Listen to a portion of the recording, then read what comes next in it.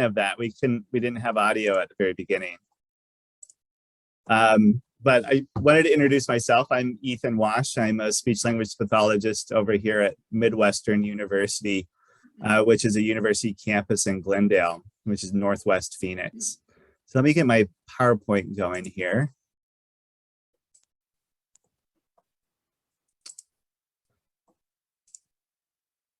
All right.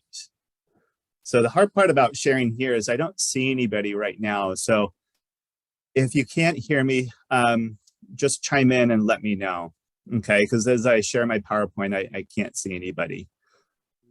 But I wanted to thank everybody for allowing me to speak today about how Speak Out and Allow crowd therapy programs can enhance speech intelligibility in persons living with Parkinson's.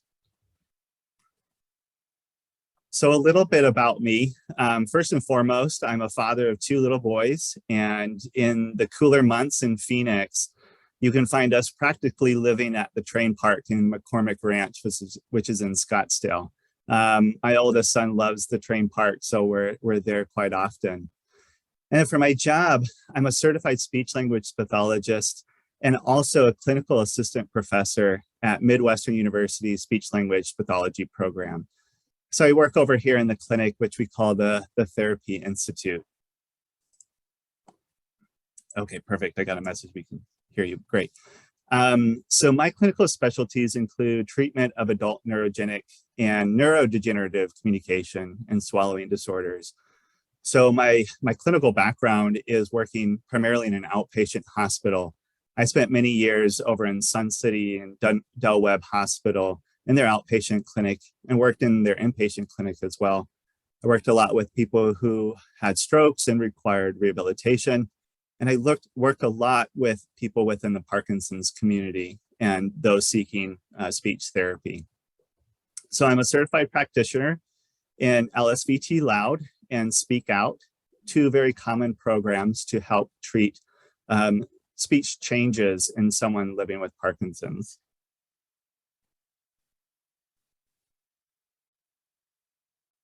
Yep, let's see if I can go over to the next one. There we go. So we'll go through the history of Parkinson's. We'll talk briefly about how Parkinson's affects speech, and we'll talk and go into the details of the Speak Out and the Loud program, as well as discuss a little or talk a little bit about the Parkinson Voice Project, which is located in Richardson, Texas. So back in 1817, a physician by the name of Dr. James Parkinson was the first to medically describe what Parkinson's disease is today. And in his essay, the essay on the shaking palsy, that's what he originally called it, Dr. Parkinson described similar symptoms of 6 of his different patients. And he found that each of these patients all began to gradually develop a tremor over time. And it was very slowly in such a way that it was difficult for his patients to really identify when that tremor happened and when it started. And later on, before we go into Dr. Jean-Martin Charcot, I just wanted to mention that April is Parkinson's Awareness Month. And that's because of Dr. Parkinson's birthday is in April. And the flower to represent Parkinson's disease is the tulip. So moving on, about 55 years later, Dr. Jean-Martin Charcot studied Parkinson's in a little bit more detail. And he found that really Parkinson's disease didn't always begin with a tremor. And in his studies, he was able to differentiate Parkinson's disease from other neurological conditions such as multiple sclerosis or ALS.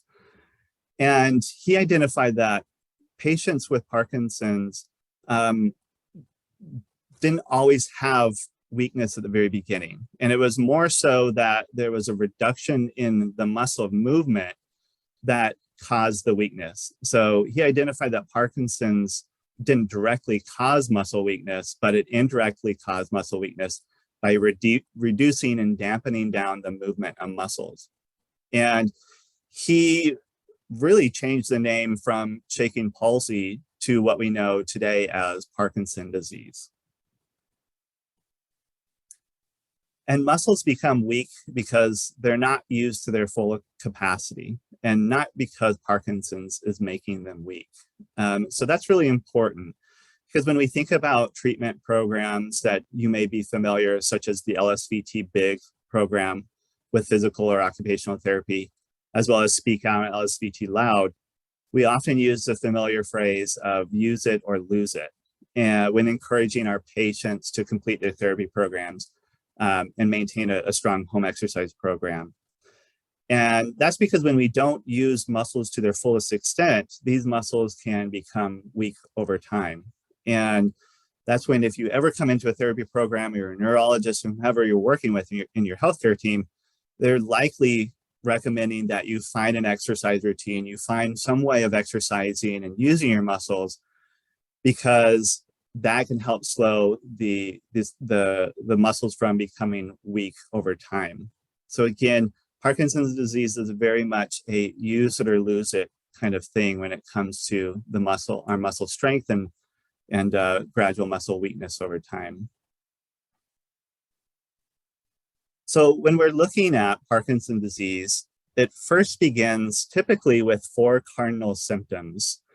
And as mentioned in Dr. Parkinson's essay on the shaking palsy, it can be difficult for people diagnosed with Parkinson's to pinpoint the exact moment their first symptoms appeared, as the onset of these symptoms start and progress really gradually and slowly over time. But some of the earliest symptoms of Parkinson's may include a resting tremor, where that can begin in the fingers or in the hands. And these resting tremors often begin in what we call a pill rolling motion. So if you were to mimic holding a pill in your hand between your index finger and thumb and rolling it back and forth, that is often a characteristic of a tremor that can begin in the hand because of the development of Parkinson's. Other cardinal symptoms of Parkinson's is slowness of movement, what we call bradykinesia.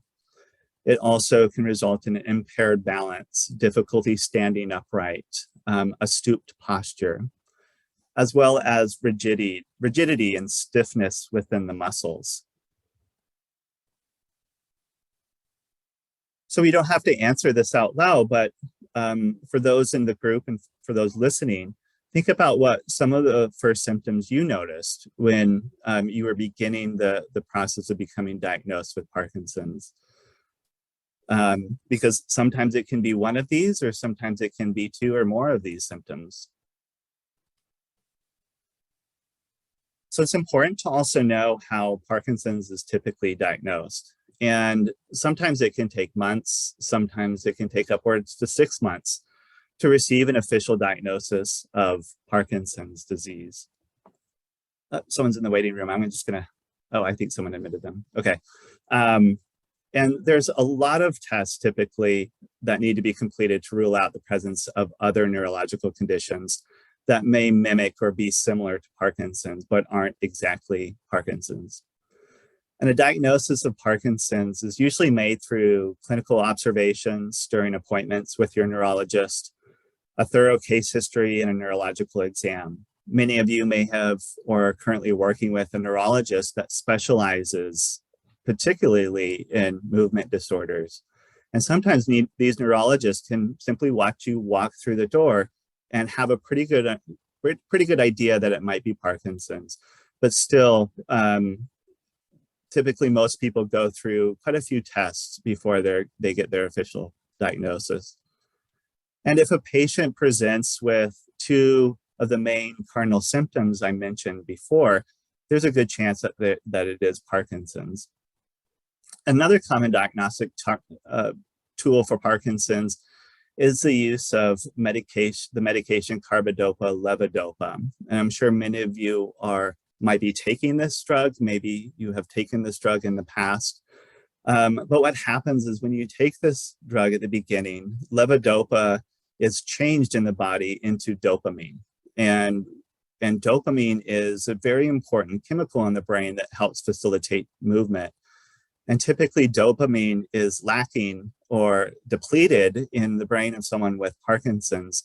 And so what happens is that the person's symptoms can dramatically improve at the beginning when that dopamine is replaced by dopamine created by levodopa. So a positive response to taking carbidopa-levodopa at the beginning can help indicate that, yes, there is a Parkinson's disease that is currently progressing. And then another one that some of you may have completed and some may have not is the DAT scan.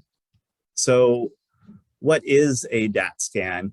And during the diagnostic process, a patient may present with early signs of a resting tremor. That's one of the hallmarks of Parkinson's. But there's also a condition called an essential tremor, which is a neurological disorder that's caused by some other different changes in the brain. And it is not the same as Parkinson's. And that can sometimes at the beginning be difficult to differentiate when we're diagnosing. So neurologists can use a DAT scan to help differentiate between a diagnosis of essential tremor and a suspicion of a Parkinsonian syndrome. And what happens with a DAT scan is that it's a non-invasive test where the drug DAT scan is injected into the bloodstream, and that chemical makes its way into the brain and attaches itself to the neurons or brain cells that create dopamine. And dopamine, again, is an important chemical in the brain that helps facilitate movement.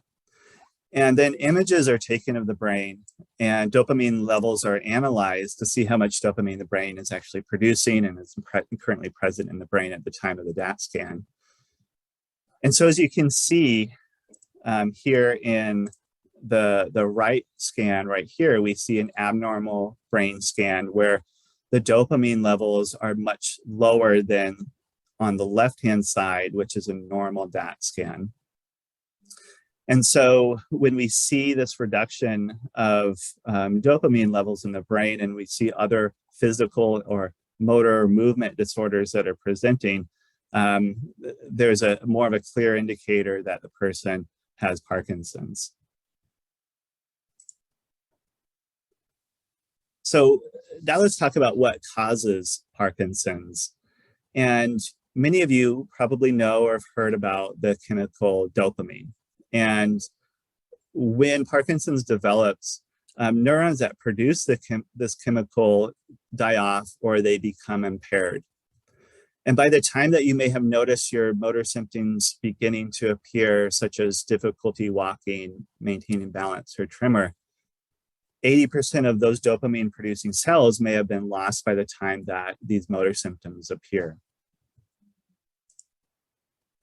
And what is the role of dopamine? So like I mentioned before, dopamine is a neurotransmitter that transmits impulses from one neuron to the next for the planning and controlling of automatic muscle movements. And without enough dopamine, these automatic movements are disrupted. And so many of the automatic movements include moving your legs for walking, moving your arms for walking, sitting up straight, standing up straight, even blinking, swallowing, and speech are some of the common automatic movements that we do. And so in the brain, it's important to know like how neurons communicate and how messages are passed along neurons to create the actions and movements within our muscle. And so there are billions of neurons in the brain, and these neurons are linked together in channels that communicate, and these neurons pass on information, they process information, and they receive information. And so what is received and processed in one neuron is passed on to the next neuron and down the line and keep going. In the case of what we call motor neurons, these messages eventually make their way to our muscles and tell our muscles to move in certain ways. And as you can see, between neurons, there is a gap, and we call this the synaptic gap. And what happens, and this gap is actually this is normal. We need this gap to happen to allow us to modulate the control and modulate the signals that we pass between neurons. And this gives us an ability to control our movements and what we call fine motor movements. So if neurons were connected and there wasn't this gap where we can control the amount and level of signal being sent between the neurons, it would almost be like a light switch. So we turn the light switch on, the muscle moves to its maximum capacity. We turn it off, the muscle doesn't move at all. So this gap is important because it allows us to have fine movement between those two extremes. And what actually facilitates the communication of signals between the neurons is that chemical I mentioned, the dopamine chemical. And the dopamine chemical bridges the gaps between neurons and facilitates communication between these neurons so that messages are successfully sent down into the muscles to tell the muscles how to move. And in the brain, dopamine's specific job is to help with the transmission of impulses that, again, control automatic muscle movements. And this is important because again, it facilitates things like swallowing, things like blinking, things that we don't have to think about. And that's why we call dopamine a neurotransmitter, because it transmits signals between neurons. So with less dopamine, automatic movements are disrupted. And effective automatic movements may include, like I mentioned earlier, walking, especially swinging our arms. We don't really think about swinging our arms when we walk, it just naturally happens. Same thing happens with talking and writing. Writing, we're thinking about what we want to say, not really how we're forming each letter. It just almost happens automatically, and our muscles have the memory to be able to do that without much thought.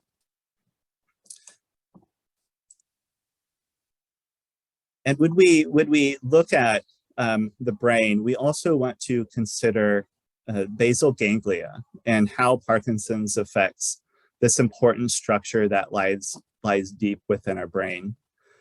And the basal ganglia are a group of structures deep within the brain that play an important part in facilitating movement. They play other roles such as help regulating emotions, modulating thinking and cognition. But for the purpose of this talk, the basal ganglia plays a really big role in speech and helping us produce speech and smooth speech that is clear and intelligible. And so what's one structure within the brain that is a very important structure is the substantia nigra. And you may have heard of this as the substantia nigra contains most of the brain cells and neurons that produce dopamine in the brain.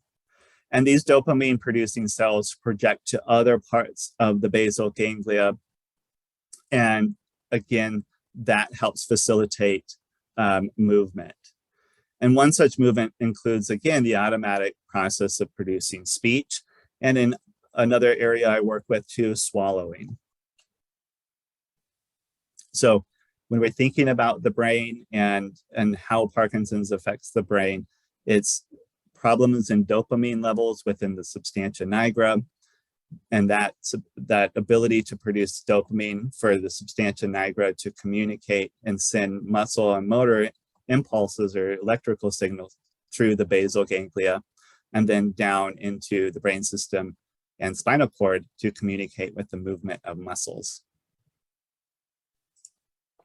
So I mentioned swallowing as an automatic movement, and swallowing difficulty in Parkinson's can be fairly common. And you may or may have not heard of a very serious medical condition called aspiration pneumonia.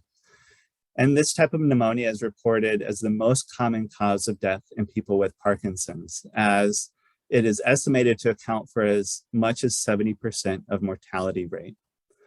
And what aspiration pneumonia means is that the muscles in the swallowing muscles in our neck and our throat don't move as quickly, with as much force when we're swallowing.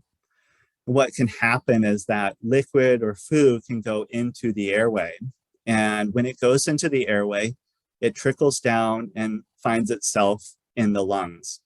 And the lungs can take care of a little bit of water. Sometimes we aspirate or we inhale some saliva or water, and lungs can do a fairly good job of clearing that out if there's not a lot of bacteria. But if liquid and food begin to build up in the lungs, it can develop into a very serious pneumonia, which is called aspiration pneumonia. So when I work with my patients with Parkinson's, one of the number one thing I'm asking about is not first speech or voice, but more so their swallowing. Have they noticed any changes in their swallowing? Because it's important to keep an eye out for that, because swallowing difficulties can develop over time, and there are ways to treat that and manage that throughout the course of a lifetime of a person living with Parkinson's. So it's important to think about and look for the early signs of a swallowing disorder. This could be drooling, increased saliva spilling out of the mouth. A person with Parkinson's can sometimes not notice that as much. And that is often because throughout the day we are swallowing and we don't really know that. We don't really know when we're swallowing. So we produce saliva, we swallow the saliva down, we produce saliva, swallow it down throughout the day. But because movements are dampened down and they become slower and less frequent in Parkinson's disease, we're not swallowing as frequently. And so that saliva can build up in the mouth. And if we're not swallowing as frequently, that can indicate that there might be a development of a swallowing disorder. And so other things we want to keep an eye out for include coughing during or soon after eating or drinking, a wet, gurgly vocal quality when eating or drinking. So your voice sounds fine, but when you go to have a meal or take a sip of water or soda, your voice sounds wet or kind of gurgly. Other things might be sensation of food or pills getting stuck, and usually that's getting stuck up here, not so much lower, but more up here where our Adam's apple is. And oftentimes pills can be pretty difficult to swallow because some of those pills are pretty big, and we need enough force as well as movement of those swallowing muscles to help manage and get those pills down to where they need to go. And then unexplained weight loss, less eating, having a fear of eating, or not wanting to go to a restaurant because you're embarrassed or it's too challenging to eat the meal. Those are all some early signs of a swallowing disorder. And if you know that, or if you see that in your loved one, certainly let your neurologist know, because again, there are swallowing assessments and swallowing tests we can do to actually look at the swallow under an X-ray called a modified barium swallow study. And that's typically completed in the hospital. And usually during those tests, there's a speech language pathologist as well as a radiologist. And the patient will swallow things with barium. So you'll swallow water, you'll eat pudding, you'll eat food. It all has barium, which is a substance that shows up under an X-ray. And we can see how the swallow muscles are moving and see if there is a swallowing disorder. And then from there, we develop a treatment plan to keep you swallowing and eating what you want, but eating and drinking things safely. And there are ways to modify that. So just a quick blurb on swallowing, because it is so important, especially in Parkinson's disease. We want to keep an eye out for that. But going back to speech, which is what we're going to talk about with the Speak Out program, I wanted to demonstrate how production of speech is a highly automatic behavior. So I have a video here, and crossing my fingers, it's going to work. We tried this out before I started the presentation. So I'm going to go ahead and play it. But this is a person under an MRI scan. And this person is saying sentences. And these sentences are a little bit strange, but these sentences include all of the speech sounds within the English language. So I'll go ahead and play this, and hopefully you all can hear it. How ancient is the subway escalator? So I'll pause it here. Hopefully everyone could hear that. But I want you to pay attention to how quickly his tongue is moving. It's really amazing how fast our articulators, which are the mouth muscles that produce speech, how quickly they move and how precise they have to move in order to produce English speech sounds. So I'll play it a couple more seconds. The cigarettes in the clay ashtray overflowed onto the oak table. Reading in poor light gives you eye strain. Reading in poor light gives you eye strain. And here I think they're going to slow it down for one of the sentences. Reading in poor light gives you eye strain. Reading in poor light gives you eye strain. So it's important to know that when we're moving our mouth muscles, especially our tongue muscles, we have to produce speech sounds and English speech sounds with precision, speed, and accuracy of our articulators. And so our articulators are our teeth, our tongue, our lips, that little flap in the back, that dangly uvula in the back, we move that muscle to. And then we produce our voice and our larynx, or our voice box. And so if we have a reduction in the muscle movement of these speech articulators, we're going to hear a change in our speech. And speech can sometimes become slurred. It can sometimes become mumbled, but it's recognizable. And if you notice that, then there is a chance that you're developing, or there's a presence of a speech disorder.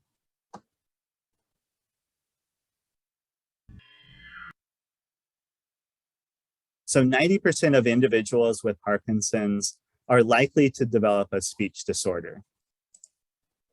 And early signs of a speech disorder can be reduced vocal volume, so a quieter, softer voice, a hoarse sounding vocal quality, almost like you're sick or you have allergies or something's affecting your voice and the quality of your voice, frequent throat clearing, difficulty trailing off at the end of sentences, difficulty maintaining loudness and clarity throughout a sentence or even throughout a conversation, and inconsistent production of the voice.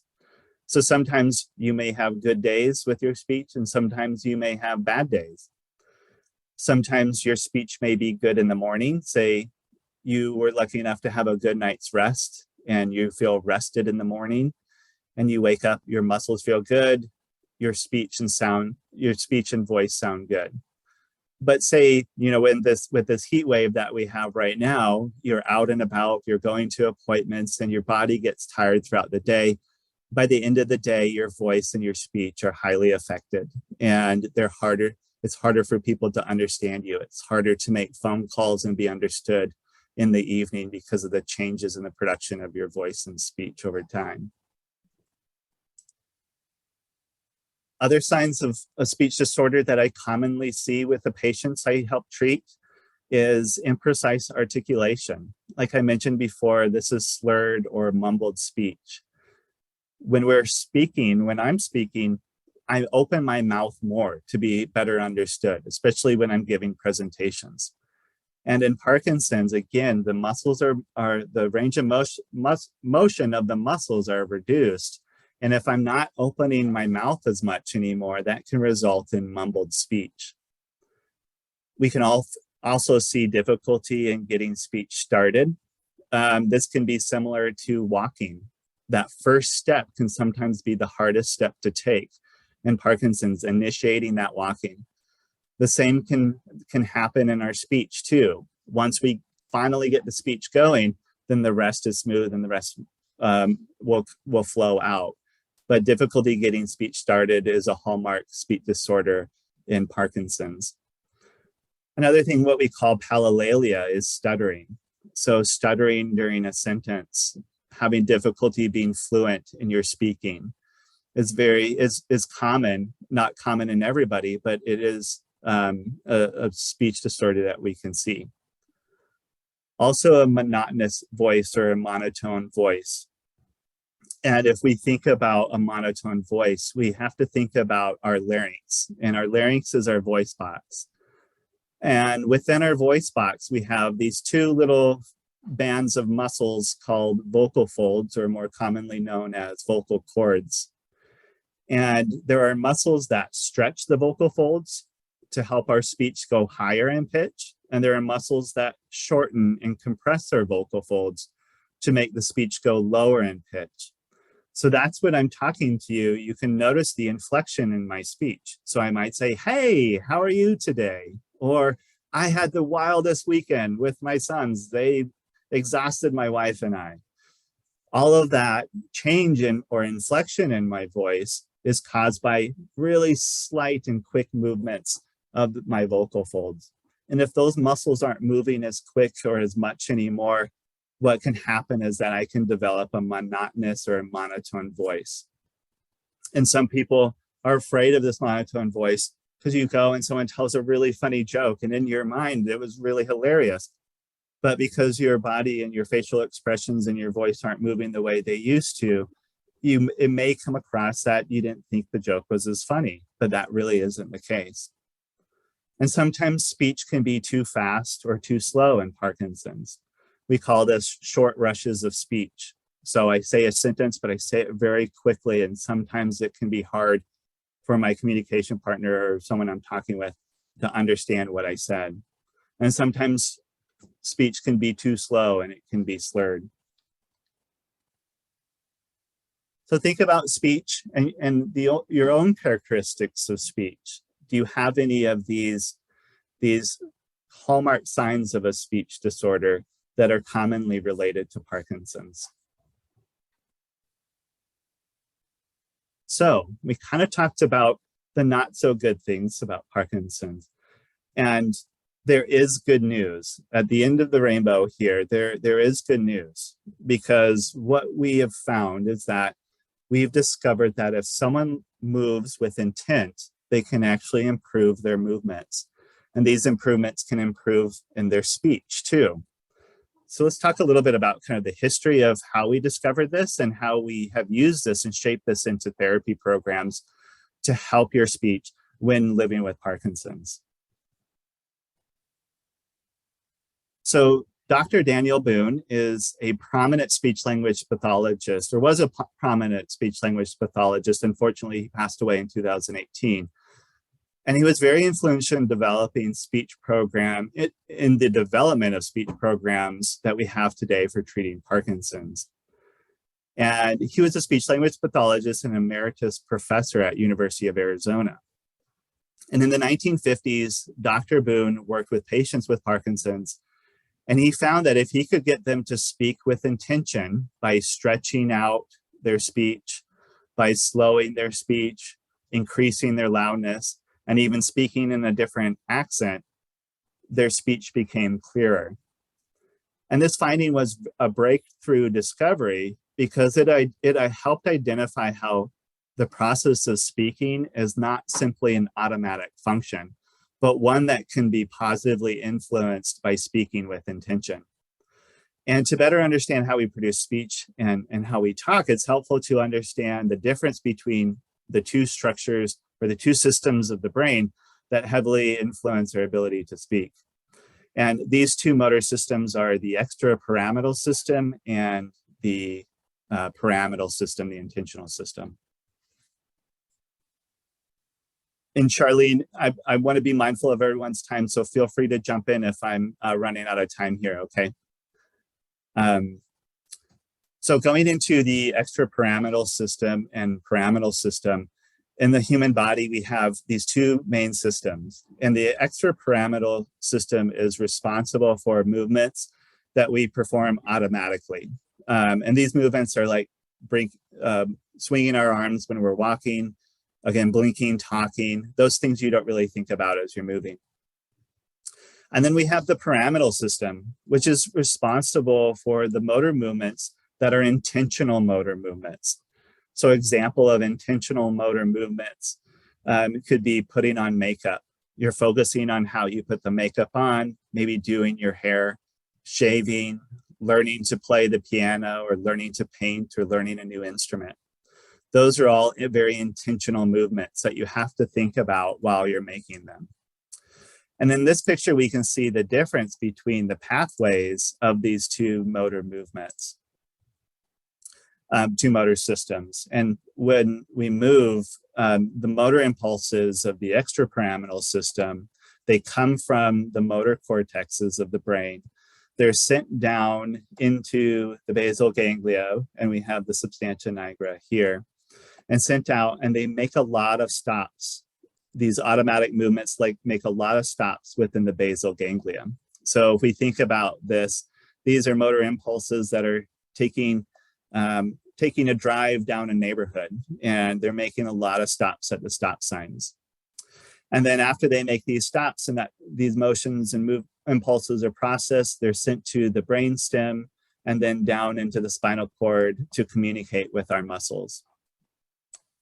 And so as we know with the basal ganglia is affected by Parkinson's because of the decrease in dopamine within the substantia nigra. And so if we have a lot of these stops here, we're not going to have enough dopamine to help support those electrical signals. So those electrical signals become fewer, and fewer electrical signals passed on to the muscles result in slower, dampened down movements or smaller movements. So contrary to the extrapyramidal system, we have the pyramidal system, or what we call the intentional system. And the intentional system is made up of neurofibers that facilitate motor impulses as well. And they're from the brain, the cortexes of the brain, outside of the brain. But what's different about the intentional, the pyramidal system, is that these signals are sent directly into the brainstem and down the spinal cord. So we can think of these signals as signals traveling down an expressway or on a freeway. They're not making any stops or as many stops within the basal ganglia. So they're not affected by the disorder of the basal ganglia that we would see in Parkinson's. And utilizing the intentional pyramidal system more works better for people with Parkinson's, since it bypasses many of the structures of the basal ganglia, which we know are affected by the low levels of dopamine in Parkinson's. And that's why intentional and purposeful movements are typically preserved in someone living with Parkinson's. Typically, a person with Parkinson's can make better intentional movements than they can automatic movements. So examples of intention movement: giving a speech or a presentation like I'm doing right now. I'm really focusing on the clarity of my speech. I'm making sure that I project my speech so everybody can hear me. If I were in the room with you, I would be projecting my voice so the people in the back could be hearing me clearly. Exercising. Maybe I'm lifting my knees higher, or I'm moving my arms wider. I'm thinking about those movements. Singing is another intentional movement. Acting, being a Shakespearean actor. On the stage, you're thinking about the movements and how you're saying your lines. When I go in for an interview, I make sure I make eye contact. I'm very intentional about standing and sitting upright or shaking hands. For those of you who enjoy sewing or crocheting, that's a very intentional movement, especially if you're learning. It might become more automatic over time.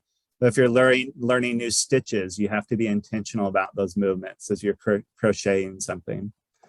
Or maybe for those of you who like traveling to new places and you're driving in a new city, driving is traditionally a very automatic movement where we don't have to really think about pushing on the gas, pushing on the brake. It just kind of happens automatically. But if I'm in a new city with traffic, I have both my hands on the wheel. I'm making sure I'm looking around. I turn down the radio because I need to focus and focus more on my intentional movements. So automatic speech versus intentional speech.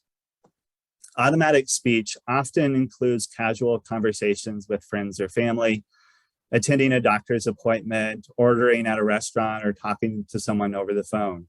When we are talking to others, we don't typically think about the movements our mouth are making to produce the speech sounds when talking. So I don't think about moving my tongue to a certain spot in the roof of my mouth, keeping my lips together to produce a certain sound. More importantly, I'm thinking about the words that I'm trying to convey and the words and sentences I'm trying to express. And when we aren't being intentional about our speech and using more automatic speech, we're using more of that extrapyramidal, more of that automatic system, which utilizes all of the structures of the basal ganglia.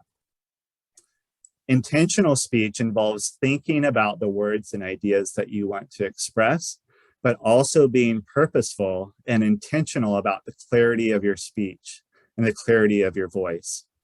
And that is honestly kind of hard to do, as it takes a lot of brain power and effort to constantly be thinking and being purposeful about our speech while thinking about the words that we want to say and the messages that we want to convey.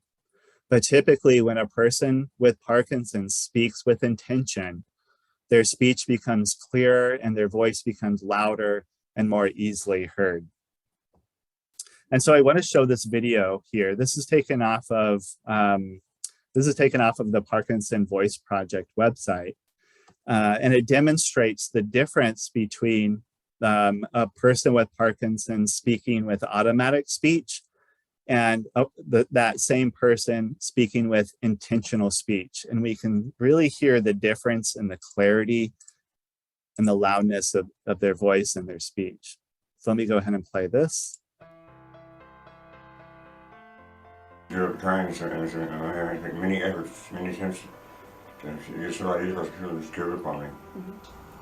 And I was much stronger, much clearer, and the words are more concise.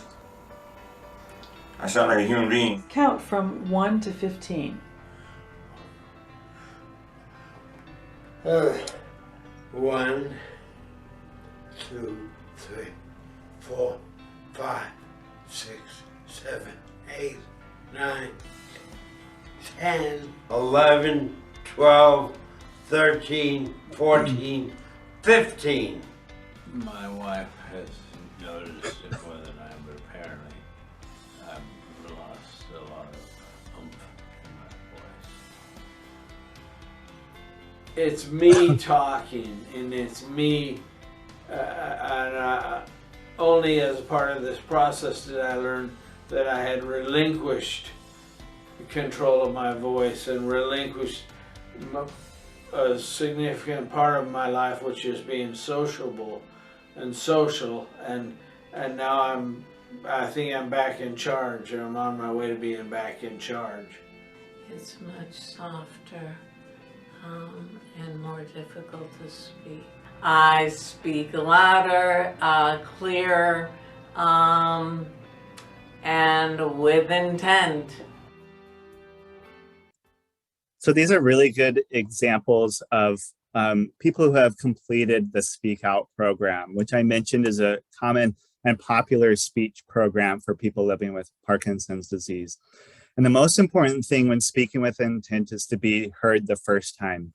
So I'll always tell my patients to say it one time and one time only. So be one and done. It takes more effort and more energy to have to repeat yourself all the time. So you really want to preserve your energy by speaking with intent and being heard the first time. So this brings us to the Speak Out and the Loud crowd. And I know that we're running out of time, and I want to make sure everyone has an opportunity for questions. But the Speak Out and the Loud crowd programs were developed by the folks in the Parkinson's Voice Project. And what they did is they took the interventions and the techniques that Dr. Boone used in his therapy and developed it into a program for people with Parkinson's. And again, the purpose of the Parkinson Voice Project is to convert speech from an automatic function to a very intentional act. And during Speak Out sessions, if you come in for therapy or if you see us for teletherapy, what we have our patients do is complete vocal and speech warm-up exercises. We encourage you to speak with intent during the session activities and in conversation. We complete activities that are meant to challenge your thinking so that you can be challenged while also speaking with intent. We help establish a strong and good daily exercise program so that you maintain the progress in therapy after we're done with the program. You also will receive skilled intervention that is supportive, motivating, as well as cognizant of what you're able to do and your abilities. And so in this program, we typically see our patients for 3 times a week for 4 weeks. That equates to about 12 sessions. And each session is about 45 to 50 minutes. But our scheduling can be flexible too, depending on the person's circumstance and their schedule. Sometimes we can go for 2 weeks, for 2 sessions in a few weeks. 8 to 12 sessions is what we typically recommend based off of our findings during the evaluation. And then once you complete the Speak Out program, we recommend the Loud crowd. And what the Loud Crowd is a group therapy program designed to help maintain the progress that you achieved in your speech therapy. It helps to make sure you remain motivated, because we know that motivation is difficult in someone with Parkinson's because of the basal ganglia. The basal ganglia's responsibility is also to help us remain motivated. And the group therapy, the Loud Crowd, also offers a great support system. As you are benefiting from the support group you are in right now, the Loud Crowd can offer that as well, especially when it comes to your speech. And our Loud Crowd sessions are about 50 to 60 minutes, and they happen one time a week.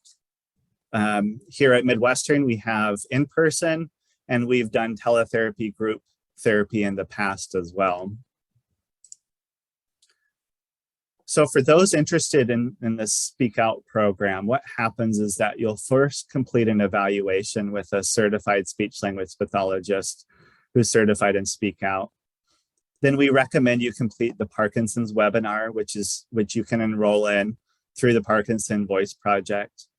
And then from there, we complete our Speak Out therapy program. And again, this is individual therapy program that can be completed online. And we've done that successfully in the past, especially with the pandemic. Our online teletherapy has gotten much better. Once you complete that program, it's not done. We always say for the rest of your life, you're going to have to speak with intent. For the rest of your life, you're going to have to do your exercises. And so we encourage 6-week follow-ups, and 6-week follow-ups will then turn into 6-month refreshers, where we see you throughout the course of the years to come to help you kind of recalibrate your speech, get your voice clearer, so that you maintain a clear speech. You maintain clear speech over the course of your lifetime. And then I strongly suggest everyone participate in the Loud Crowd, because again, it helps for motivation, it helps keep you accountable, and it's a nice way to complete your exercises as well. Okay, I won't go through this as much because we can talk about that more in the treatment. So 2 major challenges I wanted to address before I finish my presentation. There is a sensory deficit associated with Parkinson's. So movements don't feel the way they're really working. And this can be really tricky. And so the basal ganglia can play a trick on the mind and telling you that your movements are what they've always been, that your movements are normal, that your voice and that your speech is normal. But this perceptual difference, or what we call a sensory mismatch, is going to be different than from how you perceive your speech and movement than how others perceive your speech and movements. And oftentimes your speech and movements are reduced and people may have a hard time hearing you, but you may feel like you're speaking at a normal loudness. Dopamine also helps contribute to motivation and our drive. Without enough dopamine, motivation is really a challenge for those with Parkinson's. So in treatment program, I always stress for a good support system. I always stress to have a good accountability partner. And oftentimes those are our loved ones. And also another benefit to therapy, they can be our clinicians too, as well as our healthcare team, our neurologists. All of these people can help motivate you and help drive you to do your daily exercises and help motivate you to speak with intent. People with Parkinson's disease need to really actively find ways to motivate themselves to exercise daily. Again, because since muscles are use it or lose it kind of muscles, daily exercise is so important if you have Parkinson's. So it's important to set a routine. The Parkinson Voice Project website offers free online exercises. You want to find a gym, the Rock Steady program, Power Moves. There are a lot of community events, especially in Arizona, or community groups that provide good exercise routines that are specialized for people with Parkinson's. And then most importantly for me is attend that Loud Crowd. Okay, so those are our home exercise practice sessions that are offered online. The benefits for completing the Speak Out program is that you'll have access to the Parkinson Voice Project e-library. And in that library, there's a lot of good sources. A lot of my patients really enjoy the tongue twisters and saying those tongue twisters with intent. So if you'd like to pursue speech therapy, what's next? I encourage you to go onto the Parkinson Voice Project website, because there you can enroll in the monthly webinar. And that's offered by Samantha Landary, who developed the Parkinson Voice Project and Speak Out. And here, she and her colleagues provide an information session that is really helpful and really informative. At Midwestern, we offer both Speak Out and Allow Crowd. We've been fortunate enough to receive the Parkinson Voice Project grant 3 years in a row, which has helped us develop these programs, which has helped us develop our Loud program, as well as helped us train and certify students in Speak Out, as well as fellow faculty members. And again, we offer teletherapy, which is online. And you may think it's not a very effective tool, but through the research in the past 2 years with the pandemic, we are finding that teletherapy is still an effective tool for providing Speak Out to someone with Parkinson's. Again, we offer flexible scheduling. It could be anywhere from 2 to 3 times a week. Our sessions are student run, so our student clinicians complete the Speak Out training, and then each client or each participant is supervised by a speech language pathologist. So I supervise all of many of the Speak Out sessions that are happening in the clinic, and you'll often see my face pop into the sessions. And with our program here at Midwestern, we run on a 10-week clinical practicum cycle. So for example, our fall quarter began August 29th, this Monday, and it ends November 8th. So we have 10 weeks of clinic, and our participants can go quarter by quarter. Our patients can go quarter by quarter, or they can be seen across quarters. Another plug before I end today is the Parkinson Voice Project is currently doing a fundraiser in hopes of raising $20 million to reach everyone with Parkinson's in America.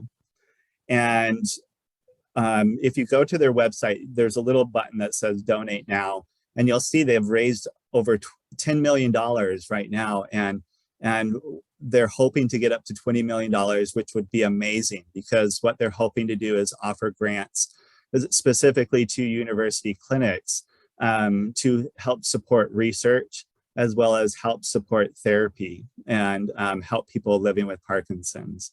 So if you're over there and you want to drop a couple bucks, I'm sure the Parkinson Voice Project would really appreciate it. So lastly, I would just like to thank the Parkinson Voice Project, because again, they made this possible for Midwestern in our clinic. And they're the ones that provided the training in this program so that we can provide really high quality care to our Parkinson's community. And I know I'm a little bit over time, but I hope there's a little bit of time left for questions if anybody has any questions. Any questions? How about how soon can a person get?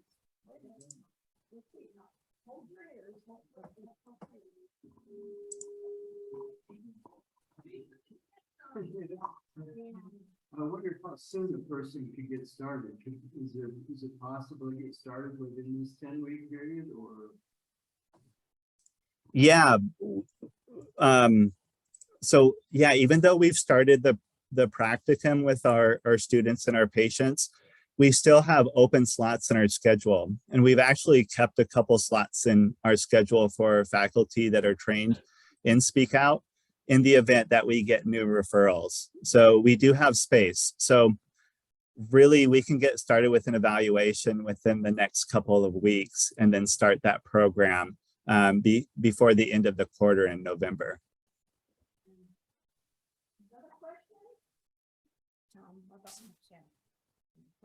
I don't see any. no.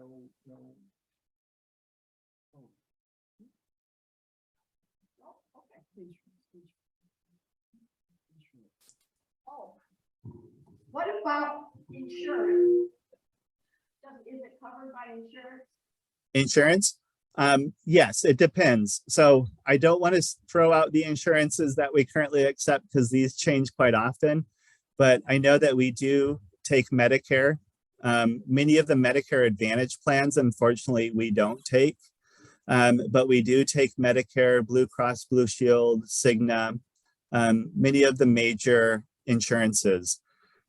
Here at Midwestern University Clinic, we offer a pretty affordable private pay system where evaluations are $50 for the evaluation. The sessions are $35. So it's fairly affordable. We also have a sliding scale as well as hardship scholarships. So people who can afford therapy can apply for these as well if you happen to have limited income or limited resources.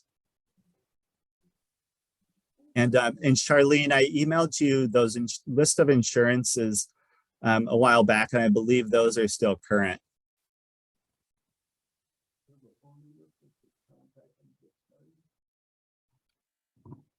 Can you give us a phone number so people could call you, or how should they get started?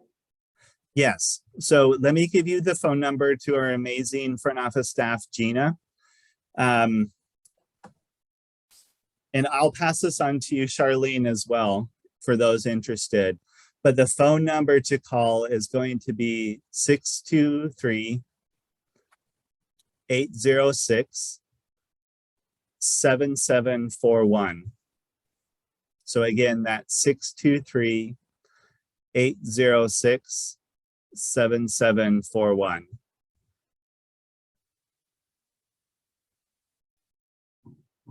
Anybody else? Okay. Thank you so much, Ethan. It's been Yeah. really enjoyable, and thank you for your patience. Being our first guinea pig in a hybrid setup here, so. Yeah, that's fine. I appreciate the opportunity to speak with you all. I haven't been to Green Valley, but I hear it's a beautiful planned community. So thank you all for letting me talk to you about Speak Out. Uh-huh.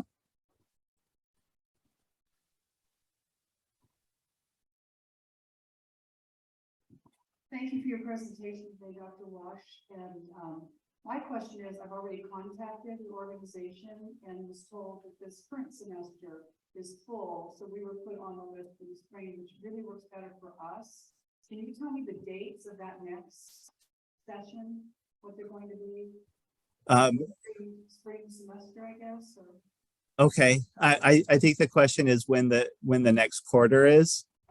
Okay, quarter. Okay. Yeah, and that's going to be our winter quarter. And oh goodness, let me see. Give me 1 second here. So it's a little bit unique in that we get off for a couple week break because of Thanksgiving. So,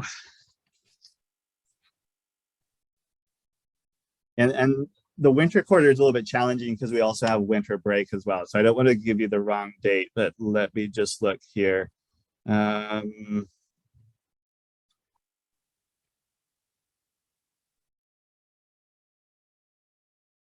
So I believe, and Gina is really the person to kind of confirm this. So I believe it's November 28th. So it's the week that we come back from Thanksgiving.